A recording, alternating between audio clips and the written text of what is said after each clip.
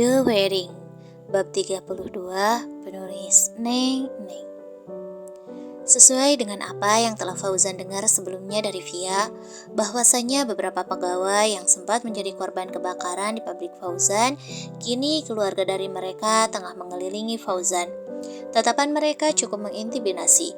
Beberapa tersenyum sinis dan meremehkan pada Fauzan yang kini sudah berulang kali menghela napas kesal. Perdebatan ini cukup alot, membuat Fauzan merasakan sakit kepala yang lumayan mencengkeram.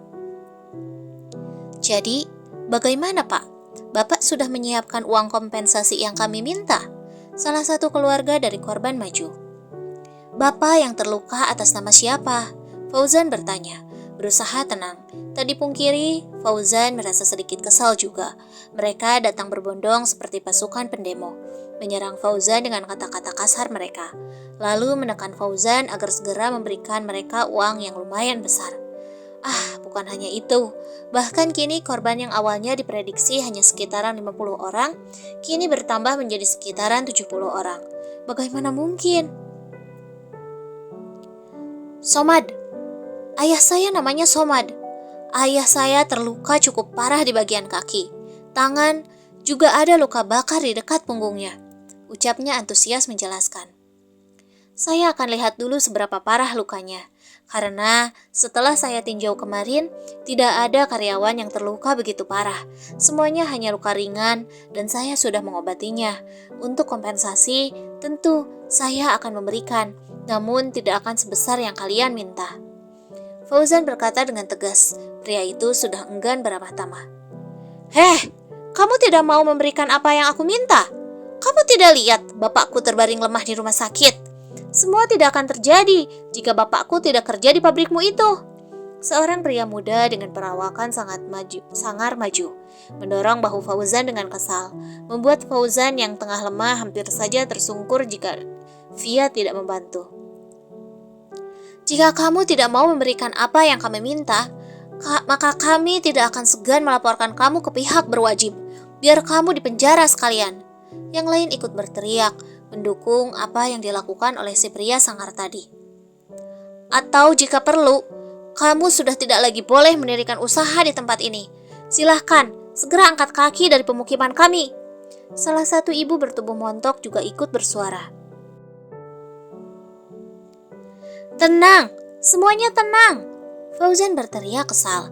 Suaranya kini meninggi dengan napas yang memburuh. Fauzan cukup kesal menghadapi kebarbaran keluarga dari karyawannya sendiri. Saya bilang, saya akan bertanggung jawab. Semuanya bisa dibicarakan baik-baik. Tapi saya juga harus melihat kembali seperti apa keadaan korban, seberapa parah lukanya. Semua tidak bisa semena-mena sesuai keinginan kalian, karena perusahaan saya juga punya aturan. Fauzan kembali menarik napasnya kesal, membuat warga yang tidak terima kembali berteriak.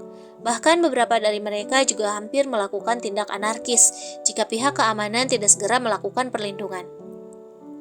Allah, bilang saja tidak mampu. Dasar, bos tidak bertanggung jawab. Payah.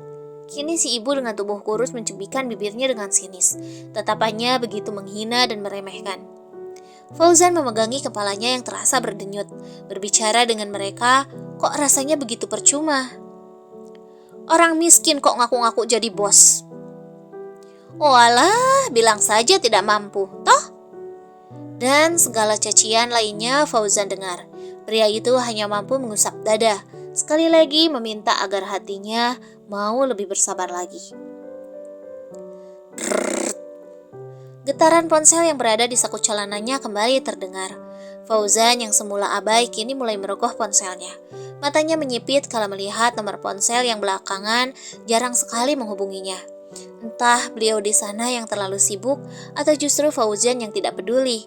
Fauzan nyaris melupakan wanita yang paling dicintainya itu karena masalah yang belakangan terjadi. Lebih dari 1 minggu Fauzan tidak bertukar kabar dengan sang ibu. Dan kini nama Sari terpampang di layar ponselnya. Sari adalah gadis yang menemani ibu Fauzan di rumahnya. Fauzan melirik sekitar. Para pendemo masih menatapnya dengan buas. Fauzan mengangkat tangannya sebentar pertanda dia meminta izin untuk mengangkat telepon. Halo Sar, Fauzan langsung menyapa. Mas, maaf mengganggu. Terdengar suara isakan di seberang sana, membuat Fauzan mengerutkan keningnya dalam. Lalu suara sengau Sari selanjutnya membuat Fauzan menjadi lebih kaget lagi. Kenapa Sari? Mas, ibu drop. Ibu masuk rumah sakit pagi tadi. Suara Sari bagaikan gemuruh petir di siang bolong. Fauzan merasa dunianya hampa seketika. Rasa kaget mendominasi hingga tubuhnya kini terasa melayang tinggi. Apa? Kamu ngomong apa, Sar? Ibu kan selama ini baik-baik saja. Tubuh Fauzan bergetar hebat. Bayangan wajah ibu seketika memenuhi netranya. Ibu sakit, Mas. Saya harap Mas Fauzan bisa segera datang. Sari kian sesenggukan. Sepertinya ada yang tidak beres. Fauzan segera menutup teleponnya, lalu segera bersiap untuk pergi. Pak, jangan lari, woi. Ini gimana urusannya? Dasar bos miskin, tidak tanggung jawab. Fauzan mendengar semua umpatan manusia yang kini sudah berada jauh di belakangnya. Namun Fauzan tidak peduli. Yang Fauzan mau kini dirinya segera berada di tempat di mana ibunya berada. Ibu sakit, bagaimana mungkin? Selama ini Fauzan sering berkomunikasi dengan ibu. Dan Fauzan yakin jika ibu sehat dan baik-baik saja. Lantas, kenapa tiba-tiba saja ibu drop?